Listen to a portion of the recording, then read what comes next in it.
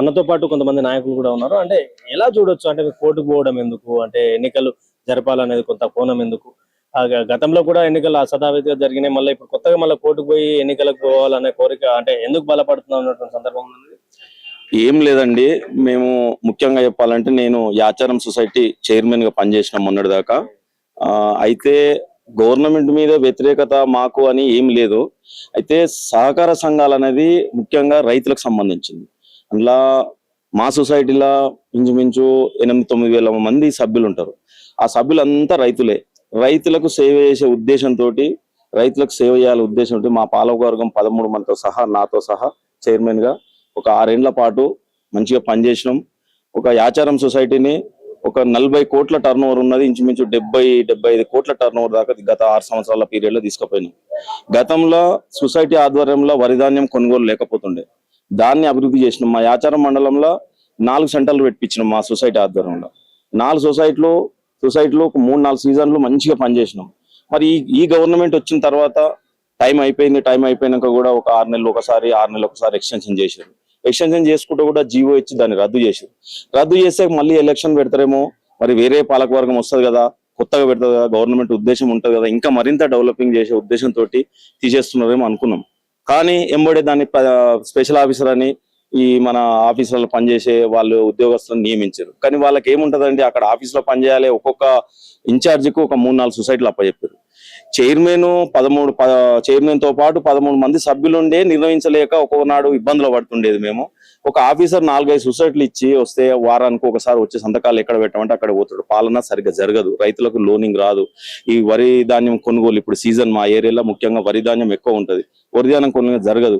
Urea ఇబ్బంది chairman కు పట్టినంత interest special officer ఉండదు. ఎందుకంటే స్థానికంగా ఉంటాడు కాబట్టి విలేజ్లలో ప్రాబ్లం ఏంది, డైరెక్ట్ అటాచ్మెంట్ చైర్మన్ కు పాలకవర్గానికి రైతులకు ఉంటది. కాబట్టి రైతుల సాధక బాధకాలు ఏందనేది చైర్మన్ కు పాలకవర్గం తెలిసి ఉంటుంది, చెప్పు కూడా చేస్తారు. కానీ స్పెషల్ ఆఫీసర్కి ఏముంటుందండి, ఆయనకు డ్యూటీ చేయాలి, 9 గంటలకు రావాలి, 5 గంటలకు దిగిపోవాలి.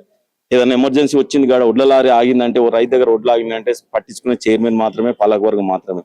స్పెషల్ ఆఫీసర్ ఎందుకు పట్టించుకుంటారండి? కానీ ఈ ఉద్దేశం మంచిది కాదు. మేము ప్రభుత్వాన్ని, మాకు వ్యతిరేకత కాదు, పనిచేసే వ్యక్తికి పాలకవర్గానికి ఇవ్వండి, ఏదైనా తప్పు చేస్తే తీసేయండి, దానికి మేము అదేమంటలేము. కానీ ఇప్పుడు ఎలక్షన్ కు పోకుండా ఉన్న పాలకవర్గాన్ని ఆపేసి స్పెషల్ ఆఫీసర్కి ఇస్తే అది కొంచెం ఆ పాలన అనేది కుంటుపడ్డది కూడా. యూరియా సప్లై సరిగ్గా జరుగుతలేదు. చైర్మన్ ఉంటే పట్టించుకుంటాడు, యూరియా లోడ్ తెప్పిస్తాడు, టైంకి అందిస్తాడు, వరిధాన్యం కొనుగోలు టైం చేపిస్తాడు, ఇంకా వేరే పత్తి కొనుగోలు మిగతా ఏమున్నా ఏం అందుబాటులో అవి చేపిస్తాడు.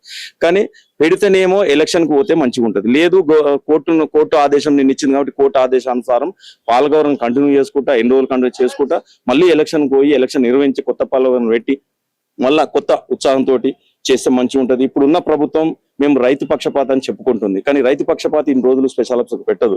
రైతు మీద మంచి ఉద్దేశం ఉంటే కంటిన్యూ చేసే మంచి చేసే వాళ్ళకి అవకాశం ఇవ్వండి. లేదంటే ఎలక్షన్ పోయి మళ్ళీ ఎలక్షన్ పెట్టి కొత్త పాలకవర్గం ఎన్నుకొని వాళ్ళకి అధికారం ఇస్తే సహకార సంఘాలు మరింత బలోపేతమై మరింత ముందు దిశగా పోయి రైతులు బాగుపడతారు. రైతులు బాగుంటేనే మనం సమాజం బాగుంటది, సమాజం బాగుంటేనే మనం రాష్ట్రం బాగుంటుంది, రాష్ట్రం బాగుంటే దేశం బాగుంటుంది ఉద్దేశంతో మరొక్కసారి అవకాశం ఇస్తేనేమో మాకు ఇవ్వండి, లేదంటే కొత్తగా ఎన్నికలు పెట్టి దానికి వెళ్తే బాగుంటుంది అని చెప్పి విజ్ఞప్తి చేసుకుంటూ ఈ అవకాశం ఇచ్చిన మీ అందరికీ కృతజ్ఞతలు. అంటే పిఎస్సిఎస్ గా చైర్మన్ గా ఆర్కేపూడి గాంధీ ఉన్నారు. ఇప్పుడు ఆయన కలిసే ప్రయత్నం చేసిరా, అంటే ఇవన్నీ వివరించే ప్రయత్నం చేసిరా? మేము ఏ పార్టీల పెద్దల దగ్గరికి పోలేదు. ఎందుకంటే మాకున్న కన్నా గ్రామ లెవెల్లో కానీ మండల లెవెల్లో రైతుల సేవ దృష్టి మేము పోరాడుతున్నాం. కానీ మేము ఏ పార్టీలను సంప్రదించలేదు, ఏ పార్టీ కూడా వెళ్ళలేదు. సరే, మాకు రాజకీయంగా ఊర్లో ఉన్నందుకు ఒక పార్టీ కాంగ్రెస్ వాళ్ళు కాంగ్రెస్ వాళ్ళకు ఉన్నారు, బీజేపీ వాళ్ళకు ఉన్నారు, బీఆర్ఎస్ ఉండొచ్చు. కానీ మేము ఈ సహకార వ్యవస్థను రైతుల ద్వారా ఉన్నాము, రైతులు సేవ చేసానికి వచ్చినాం. కానీ మేము రాజకీయ తెచ్చి ఎవరికో పులిమి ఎవరెవరో సలహాలు తీసుకొని పురామాయించవలసిన అవసరము మాకు అవసరపడలేదు. మాకు న్యాయపరంగా రైతుల సేవ దృష్టినే ఇది ప్రత్యేకంగా ఏ ఒక్కరిని, ఏ లీడర్కో, ఏ పార్టీనో మేము అప్రదిష్ట పాలు చేయడం కానీ, ఒకరిని పైకి లేపడం కానీ, కిందికి లేపడం కాదు.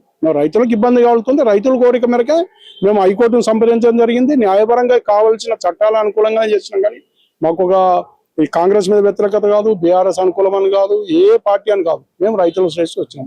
మేము ఏ లీడర్లను కూడా ఎవరిని కూడా మేము సంప్రదించలేదు. మేము న్యాయపరంగా వచ్చినాము.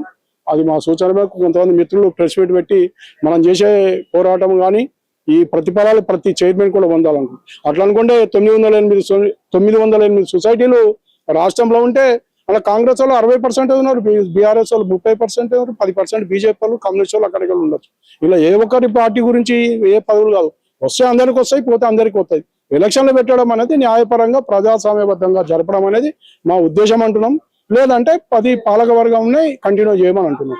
కానీ ఒక వ్యక్తులను ఆ మండలానికి కానీ ఎక్కడ కానీ సంబంధం లేకుండా వ్యక్తులను ఆ మండలంలో ఒక స్పెషల్ ఆఫీసర్ పెడితే రైతులకు అనువుగా ఉండదు, చనువుగా ఉండలేడు, మాట్లాడలేడు.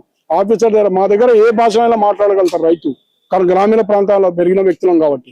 కానీ ఆఫీసర్ దగ్గర ఆ విధంగా మాట్లాడలేడు. ఒకవేళ మాట్లాడినా నాకు వ్యతిరేకంగా మాట్లాడతామని కేసులు కానీ బ్లాక్ మెయిల్ భయపెట్టించడం. పాలక వర్గాన్ని క్యాన్సిల్ చేసి స్పెషల్ ఆఫీసర్ వైపు ఎందుకు చూస్తా ఉన్నారు? అదిగా ప్రభుత్వం నిర్ణయము, వాళ్ళ ఏం ఆలోచనతో మనం అంత విశదీకరించలేం. కానీ గతంలో ప్రభుత్వంలో ఎక్కువ మంది బీఆర్ఎస్ పార్టీకి ఉన్న, ఇప్పుడైనా అనుకూలంగా ఎవరికి ఉంటారంటే ప్రభుత్వం ఏ పరిపాలన ఏ భాగం ఏ ప్రభుత్వం ఉందో ఆ పార్టీకి అనుకూలంగా ఎన్నిక జరుగుతూ ఉంటుంది. కిందికెళ్ళ పైన గ్రామ సర్పంచ్లు అయినా సరే, ఎంపీటీసీలు అయినా సరే, ఎంపీపీలు అయినా సరే, సొసైటీలు అయినా సరే, ఏ డీసీబీ చైర్మన్ అయినా సరే, ప్రతి ఒక్కరు అనుకూలంగా ఉండాలంటే, పనులు జరగాలంటే అధికార పార్టీకి ముంగుతూ ఉంటారు. అప్పటికైనా గతంలో చాలా మంది మెజార్టీకి బీఆర్ఎస్ పార్టీకి ఉన్న వాళ్ళ పరిస్థితులను బట్టి డెవలప్మెంట్ మేరకు వాళ్ళ పార్టీలు మారారు. మా దగ్గర ఇప్పుడు వచ్చిన దాంట్లో కొంతమంది వేరే పార్టీల వ్యక్తులు ఉన్నారు, కాంగ్రెస్ పార్టీ వాళ్ళు కూడా ఉన్నారు, తప్పులేదు. ఎవరు కోరినా మేము ప్రజల శ్రేయస్సే తప్ప మేము పార్టీలో మాకు ప్రోద్బలం లేదు, పార్టీల కోసం మేము పనిచేస్తలేము. మేము చేసేది ఊరుగా నిజాయితీగా రైతుల కోసమే. ఏ ప్రతిదీ రాని ప్రజలకు నచ్చిన సొసైటీలో సభ్యులు కాంగ్రెస్ పార్టీ నచ్చితే కాంగ్రెస్ పార్టీ సభ్యులు చేసుకుంటాడు, బీఆర్ఎస్ కంటే బీఆర్ఎస్ చేసుకుంటాడు, బీజేపీ అంటే బీజేపీ ఉంటాడు. వాళ్ళకి స్వేచ్ఛ ఉండాలి కదా. ఆ సొసైటీలో ఆ పరిధిలో మంచి నాయకులు అంటే వాళ్ళు ఎన్నుకుంటారు. కానీ ఎవరో గవర్నమెంట్ నిర్ణయించిన వ్యక్తులు మంచిగా చెడా వాళ్ళకి ఎట్లా తెలుస్తుంది? కాబట్టి ప్రజల సభ్యులకు అనుకూలంగా ఏ వ్యక్తి చేస్తాడో ఆ మనిషిని ఎన్నుకోవడానికి కోఆపరేటివ్ వ్యవస్థలో చట్టం ఉంది. స్పెషల్ ఆఫీసర్ను రైతులు ఇష్టపడరు. ఈ స్పెషల్ ఆఫీసర్ కూడా మామూలుగా ప్రజాప్రతినిధిగా ఆ సభ్యులకు ఎంత ప్రేమ ఉంటుందో స్పెషల్ ఆఫీసర్కి ఉండదు. అలా మాట్లాడే విధానం కానీ చేసే విధానం కానీ. కాబట్టి ఏది ఉండకుండా ప్రజాప్రతినిధులే కోఆపరేటివ్ వ్యవస్థలు ఉండాలి. ఇందులో ₹1 కూడా ప్రభుత్వము ఇవ్వదు. జీతాలు కానీ అక్కడ ఛాయ ఖర్చు కానీ నీళ్ల ఖర్చు అయినా రైతుల శ్రేయస్సు, రైతుల షేర్ అమౌంట్ ఉంటుంది, ఆ అమౌంట్ మాత్రంతో జీతాలు వెళ్తాయి. కనీసం ఎలక్షన్లు పెడితే ఆ ఖర్చులు కూడా ఆ కోఆపరేటివ్ బ్యాంకు సొసైటీ మండలానికి సంబంధించిన మండలము, జిల్లా లెవెల్ ఉంటే డీసీజీ బ్యాంకు, రాష్ట్ర లెవెల్ ఉంటే టిస్క్యాప్ ఉంటుంది. వాళ్ళే ఖర్చు పెట్టారు కాబట్టి ప్రభుత్వం ప్రమేయం ఎక్కడో ఉండదు. కానీ ప్రభుత్వం అజామాషిలో వాళ్ళు ఇచ్చే నాబార్డు రూల్స్ కానీ ఒక సొసైటీ కూడా ఒక రాష్ట్రం లెవెల్లో, దేశం లెవెల్లో, ప్రపంచ లెవెల్లో మాట్లాడలేడు. కానీ ఒక ప్రతినిధులు కావాలంటే రాష్ట్రానికి సంబంధించిన డీసీబీ చైర్మన్ కానీ టిస్క్యాప్ చైర్మన్లు ఉంటారు. వాళ్ళు కావాల్సిన ఇంట్రెస్ట్ నాబార్డు నుంచి రావాలంటే ఒక చిన్న మండలంకి వెళ్ళి పోలేరు కదా, వారు చేయలేరు. కాబట్టి రాష్ట్రానికి ఒక బాడీ ఉండాలి. ప్రభుత్వం అజామాషిలో ఉంటుంది. వాళ్ళ చట్టాలలో పడే సొసైటీ పనిచేస్తుంది, అంతే తప్ప అధిగమించడానికి లేదు. సొసైటీ చైర్మన్ తప్పు చేస్తే ఎంక్వైరీ చేసి, తప్పు చేస్తే మోసం చేస్తే వాళ్ళకు ఎంక్వైరీ చేసి వాళ్ళు నిజంగా తప్పు చేసి ఉంటే వాళ్ళని సస్పెండ్ చేయడానికి ప్రభుత్వానికి అధికారం ఉంటుంది. ఆ తప్పులు చేసే చైర్మన్ తీసేయడానికి కూడా మాకు ఎలాంటి అభ్యంతరం లేదు. నిజంగా రైతులు చేసే వాళ్ళే ముందుకు రావాలి.